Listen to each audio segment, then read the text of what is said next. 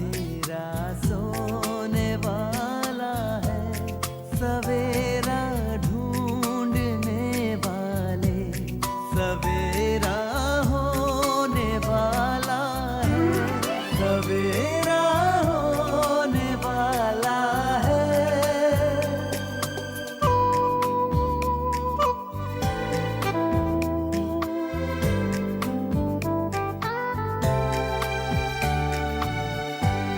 खुशी छलकाएंगी किरणें, खुशी बरसाएंगी किरणें, तेरे गम की सियाही को उजाला धोने वाला है, सवेरा होने वाला है, सवेरा।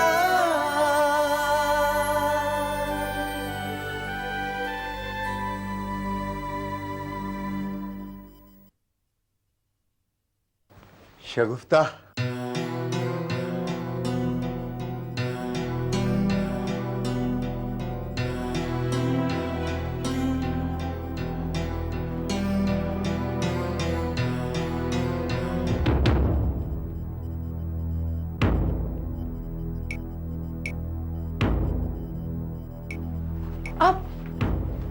आप यहाँ क्या कर रहे हैं? चलिए, आप चलिए मेरे साथ।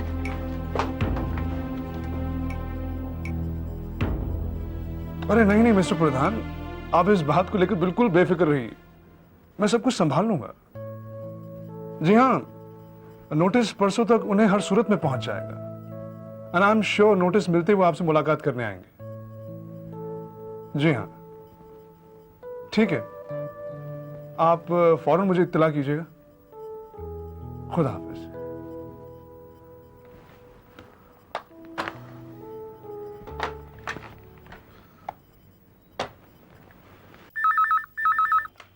Yes sir. हाँ जोशी, वो क्या नाम बताया था तुमने? हाँ, वो असलम परवेज, उन्हें अंदर भेज दो। लेकिन वो साहब तो चले गए सर। चले गए? लेकिन तुम तो कह रहे थे वो मेरा इंतजार कर रहे हैं। जी हाँ, उन्होंने काफी देर तक आपका इंतजार किया सर, लेकिन अभी अभी शगुफ्ता मैडम आई और उन्हें साथ लेकर चली गई। शगुफ्ता आई थी? जी हाँ सर। और वो शख्स शगुफ्ता के साथ गया? जी हाँ सर।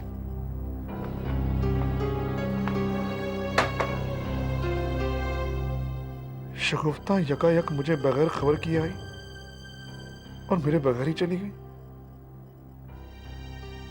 वो शख्स कौन था और शगुफ्ता के साथ क्यों गया? वो क्या ताल्लुक है उसका शगुफ्ता से? अबू, आप लखनऊ से यहाँ कब आए? 2 रोज हुए बेटा। मैं तेरी तलाश में ही एडवोकेट हामिद शाह के दफ्तर में आया था। कितनी बदल गई है तू, बिल्कुल बदल गई है बेटा। पर मैं देख रहा हूं कि तू मुझे देखकर जरा से भी खुश नहीं है। क्या बात है बेटा? कोई बात नहीं है अबू, आप घर चलिए, हम घर चलकर बात करते हैं। चलिए। हामिद को पता चलेगा कि मैं दफ्तर आई थी तो वो यकीनन मेरे मोबाइल पर फोन करेंगे। क्या जवाब दूंगी उन्हें कि क्यों उनसे मिले बगैर लौट आई? मैं मोबाइल ही ऑफ कर देती हूँ।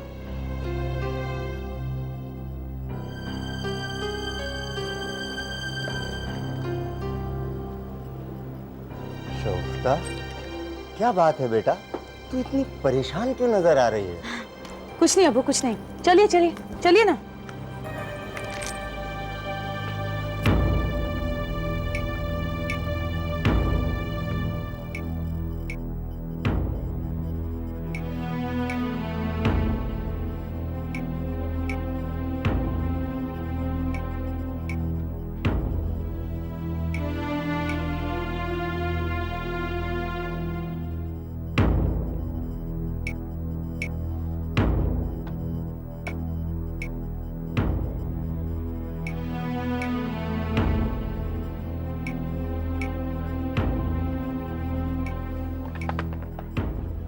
आखिर बात क्या है?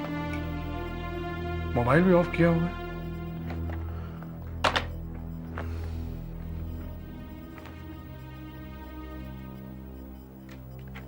मिस्टर पटेल ये सब क्या है? कम से कम 3 लाख रुपए तो रेगुलर मंथली एक्सपेंसेस के अदा करने हैं हमें। Telephone bills, electricity bill, society maintenance charges, staff salary कितने महीनों से ड्यू है? सर अभी तक मैं किसी तरह से मैनेज कर रहा था। कंपनी की माली हालत देखते हुए मैंने आपसे इंड्यूस का जिक्र भी नहीं किया। मिस्टर पटेल, मुझे ख्याल नहीं रहा, कम से कम आपको मुझे बताना चाहिए था। सर मैं आपकी परेशानी में और इजाफा नहीं करना चाहता था। अभी तक इसलिए मैनेज कर पा रहा था कि सोच रहा था काम शुरू होगा, फाइनेंस आएगा तो कंपनी के बकाया पेमेंट्स भी अदा कर देंगे। अब इन पेमेंट्स को अदा करने के लिए हमें जल्द से जल्द 3 लाख रुपयों का बंदोबस्त करना होगा। Yes sir. सर इसीलिए मैं खुद यहाँ चला आया। आप कई रोज से दफ्तर आ नहीं रहे थे। सर सच बताऊं तो अब कंपनी के खर्च उठा पाना नामुमकिन हो गया है।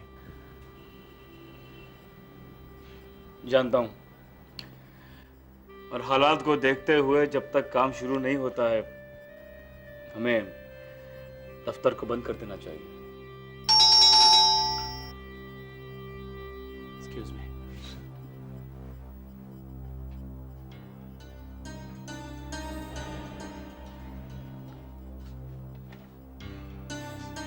ओ गुड मॉर्निंग है झूरे आला। आ जस्सी, आ जा। ओ कैसे मिजाज है मेरी सरकार के? पूछ मत यार। ओ पूछने की लोड़ ही नहीं है, और तेरी शक्ल का ज्योग्राफिया बता रहा है कि तू बड़ा परेशान है। हाँ परेशान तो हूं मैं। पर ओ ये भाई साहब की तारीफ है। ये मिस्टर पटेल हैं, हमारी कंपनी के चीफ अकाउंटेंट। ओ हो। Hello sir. Oh hello ji, my self mister Jassi. How are you mister Patel? Fine sir. आप लोग शायद किसी काम को में बिजी बुझे थे, है ना? मैंने आगे डिस्टर्ब सा कर दिया नहीं? अब ऐसे अकबर मियां, यार ये परेशानी किस बात की है, बता तो सही। जस्सी अब तुझसे क्या छुपाना यार, कंपनी की माली हालत इतनी खराब हो गई है कि शायद हमें दफ्तर बंद करना पड़े। ओए खोते, वो कैसी बातें कर रहा है यार तू? और क्या करूं जस्सी, हर महीने खर्चे बढ़ते ही जा रहे हैं, बढ़ते ही जा रहे हैं, पर आमदनी का कोई जरिया नहीं है। ओ यार अगर तू यार ये दफ्तर बंद कर देगा तो यार हमारी जो फिल्म शुरू होने वाली है उसका काम कहां से होगा यार? मेरे भाई फिल्म तब शुरू होगी जब फाइनेंस का बंदोबस्त होगा। और मैं अगर कहूं कि तेरी फिल्म का फाइनेंस का बंदोबस्त हो गया तो? नहीं जस्सी प्लीज, सुबह सुबह मजाक मत कर मेरे साथ। वो मानता हूं यार मैं तेरे जैसा सीरियस टाइप का बंदा नहीं है, लेकिन मैं ना मजाक मक्का शोका देख के करता होता हूं। और मतलब ये है कि तेरे फिल्म का फाइनेंस मेरे जेब में है। 1 मिनट ठहर और निकल। ओए अला फड़। क्या ये? खुद खोल के देख ले, मुझे क्या पूछता है? मेरे नाम 1 करोड़ का चेक? और मेरे ख्याल से जो लोगों का बैलेंस है वो देकर और फिल्म शुरू करने के लिए बहुत होगा नहीं? लेकिन तू ये चेक कहां से लेकर ओ आया? यार तू छाड़ यार इसको। और क्या नाम है जी? ओ मिस्टर पटेल जी, ये लीजिए, बैंक में जाइए, इसको डिपॉजिट कीजिए, और जो लोगों के पेमेंट के चेक है ना वो आप इशू करना शुरू कर दो टॉप और टॉप। Yes sir. जस्सी एक बात बता, अचानक 1 करोड़ तुझे कहां से मिल गए? यार मान मेरी बात, और मैंने ना किधर भी डाका नहीं मारा, ना ही मैं किसी बैंक को लूट के आया हूँ, ना ही मैंने किसी को मारने की सुपारी सुपूरी ली है। और यार मुझे तेरी फिल्म के लिए फाइनेंसर मिल गया मेरी जान। सच? अब तो बस टेंशन टुंशन छोड़ दे, फिल्म पे ध्यान दे, सब परेशानियां भूल जा। ओके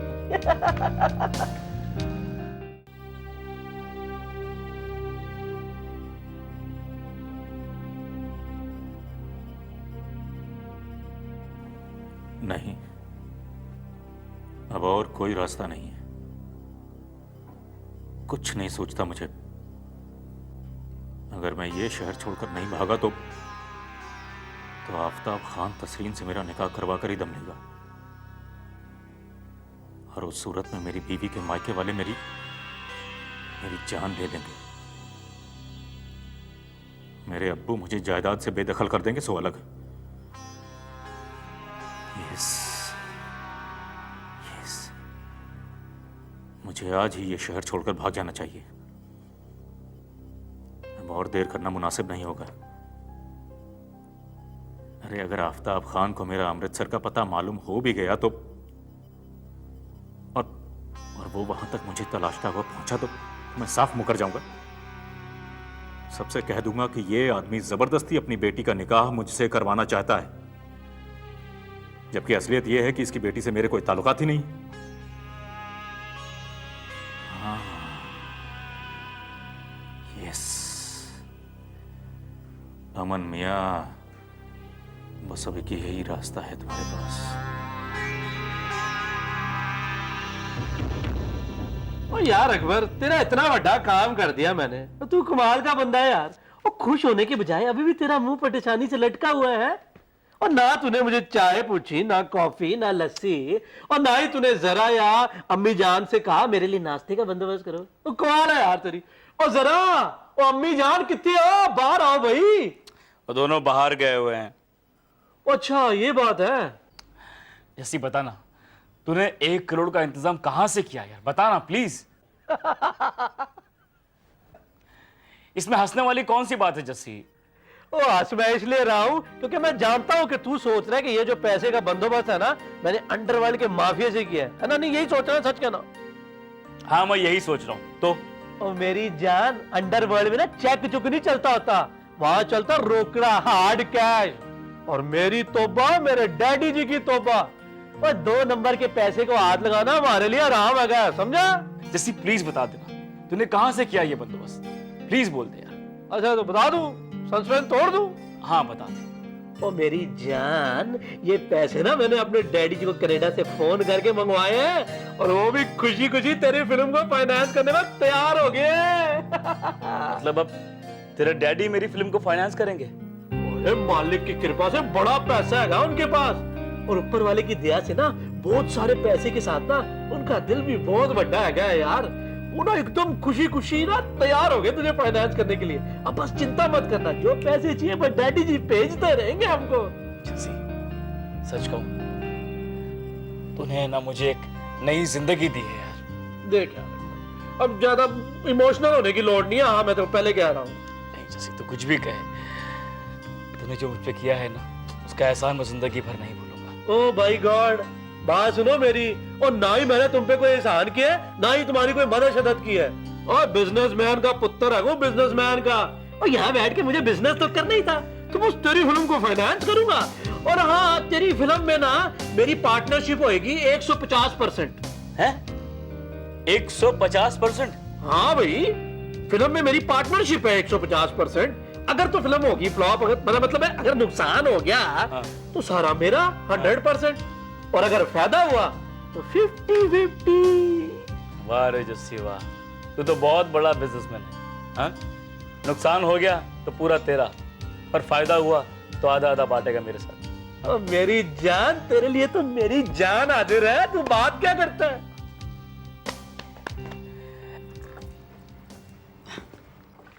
आइए अबू।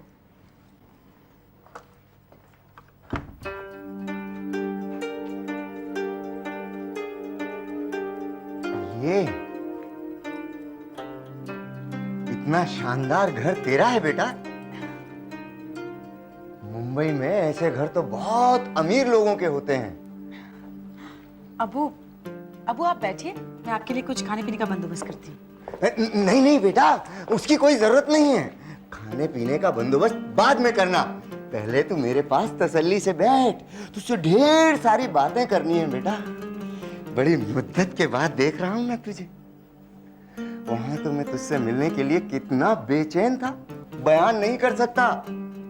दिन रात यही सोचा करता था कि मेरी बच्ची अल्लाह जाने कैसी होगी, किस हाल में होगी। अबू, मुझे भी आपकी बहुत याद आती थी। तभी इतने लंबे अरसे से एक भी खत नहीं लिखा, ना ही टेलीफोन किया, ना अपनी खबर भेजी, ना हमारी खबर ली। खैर जाने दे, मैं कोई गिले शिकवे करने थोड़ी आया हूं यहाँ पर। अबू, आप मुंबई अचानक कैसे चले आए, और हामिद के दफ्तर में? बताया ना बेटा, मरने से पहले तुझसे मिलने की ख्वाहिश मुझे खींच लाई है यहाँ। लगता है बेटा तूने बहुत शोहरत हासिल कर ली है। एक अखबार में तेरी तस्वीर के साथ तेरे निकाह की खबर छपी थी, उसी में वो एडवोकेट हामिद शाह का नाम भी था। बस फिर क्या था, टेलीफोन एक्सचेंज से उनके दफ्तर का टेलीफोन नंबर लिया और उनके दफ्तर से उनका पता मिल गया। अबू, आपको यहाँ देखकर मैं बहुत खुश हूँ। हाँ बेटा, मैं भी तेरी ये शान शौकत भरी जिंदगी देखकर बहुत खुश हूँ। अब मैं सुकून और इत्मीनान से मर सकूंगा बेटा। मगर बेटा एक बात बता, तूने ये सब अपनी मेहनत और ईमानदारी की कमाई से हासिल किया है ना? कोई गलत राह तो इख्तियार नहीं की है ना? नहीं अबू, बिल्कुल नहीं। शाबाश शाबाश बेटे। आइए अबू, आइए बैठिए आप। अल्लाह तेरी उम्र दराज करे। बहुत खूब बेटा। मगर बेटा तूने अपने अब्बू को अपने निकाह की खबर सुनाने लायक भी नहीं समझा है? और एडवोकेट साहब से मिलने भी नहीं दिया? उनके दफ्तर से यूं ही खींच कर ले आई मुझे यहाँ पर। अबू, अब आपकी मुलाकात उनसे हो जाएगी ना? ठीक है बेटा, लेकिन एक बात बता, तेरी उनसे मुलाकात कब हुई, कहाँ हुई, कैसे हुई और कैसे इंसान है वो? नेक इंसान तो है ना? सब कुछ बताती हूँ आपको अबू। लखनऊ से यहाँ आ जाने के बाद से आज तक मेरी जिंदगी में कुछ ऐसे हादसे हुए जिनकी बदौलत चाहते हुए भी मैं ना आपकी खबर ले सकी, ना आपको अपनी खबर दे सकी। पहले ही मैं आपको नाराज करके आपकी मर्जी के खिलाफ यहाँ चली आई थी। अब मुझ पर यहाँ क्या गुजर रही थी वो सब आपको बताकर मैं आपको और परेशान नहीं करना चाहती थी अब्बू। लेकिन बेटा ऐसे कौन से हालात थे जो तेरे साथ पेश आए, मुझे तो बता।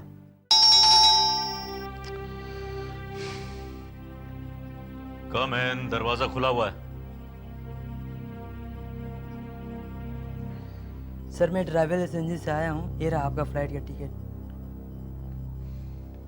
शुक्रिया। Good night sir. Good night.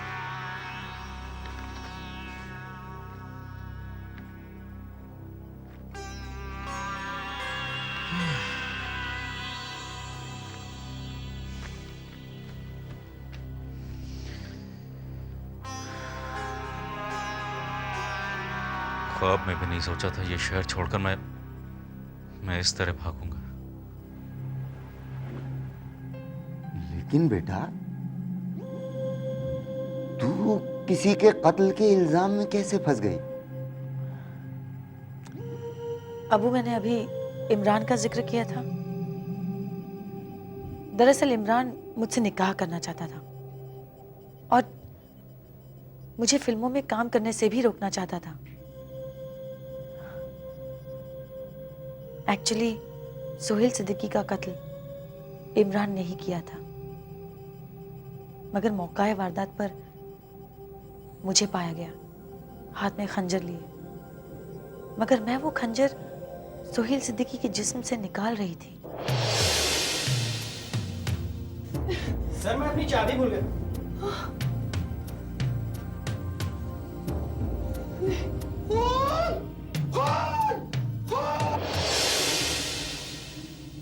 फिर मुझ पर कत्ल का मुकदमा चला और इसी सिलसिले में मेरी मुलाकात एडवोकेट हामिद शाह से हुई।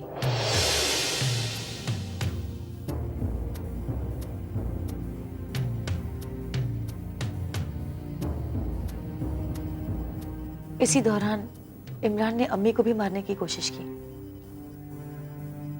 इमरान को ऐसा लगने लगा कि जब तक अम्मी जिंदा रहेंगी वो मुझे हासिल नहीं कर पाएगा। उसे यकीन हो गया था कि अम्मी के होते हुए उसका और मेरा निकाह नामुमकिन था। वो अम्मी को अपना सबसे बड़ा दुश्मन मानने लगा।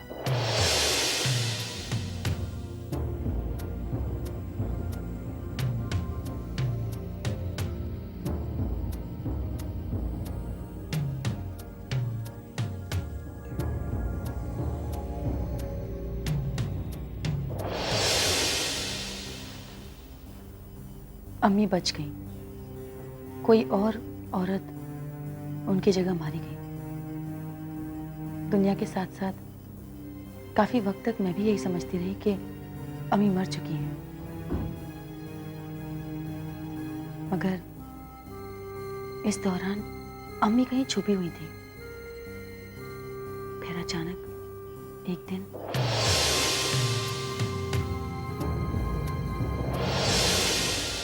अम्मी लौट आई, मगर दुनिया की नजरों में अम्मी मर चुकी थी। और इसी दौरान मैंने उनकी बीमे की रकम बीमा कंपनी से हासिल कर ली थी। अब अगर अम्मी दुनिया के सामने आती तो पुलिस को यही लगता कि हमने जानबूझकर ये सब कुछ किया है बीमे की रकम हासिल करने के लिए। इसलिए अम्मी ने एक गुमनाम जिंदगी गुजारने का फैसला कर लिया। सब कुछ ठीक चल रहा था, फिर थोड़े अरसे बाद पुलिस को शक हो गया कि अम्मी जिंदा है, और इसी वजह से अम्मी को फरार होना पड़ा। इस वक्त अम्मी कहाँ छुपी हुई हैं ये तो मुझे भी नहीं मालूम। अच्छा है कि वो इस वक्त यहाँ नहीं है, वरना बेटी मैं तेरे साथ इस घर में दाखिल नहीं होता। मुझे उस औरत की सूरत से भी नफरत है।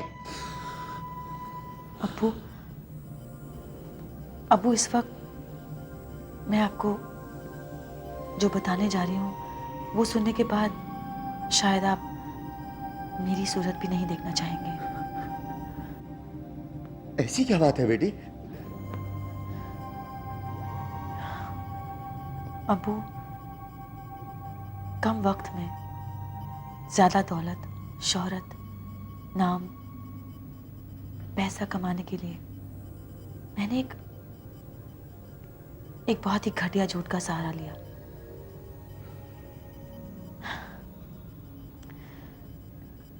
सुपरस्टार अफजल खान का एक राज अम्मी जानती थी।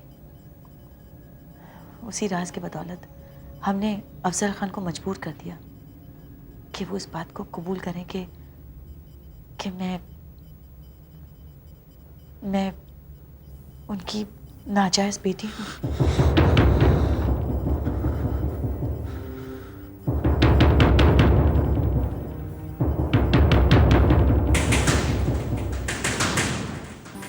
समेटा